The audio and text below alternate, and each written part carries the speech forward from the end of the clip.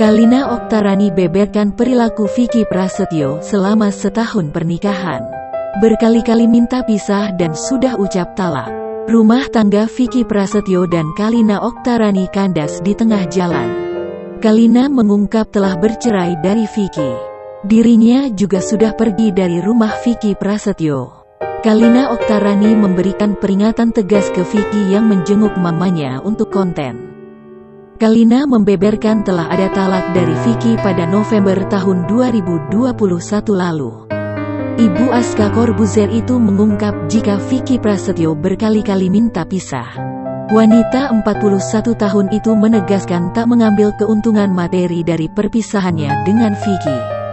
Padahal kenyataannya tidak ada nafkah dan WhatsApp baik-baik seperti Anda bilang.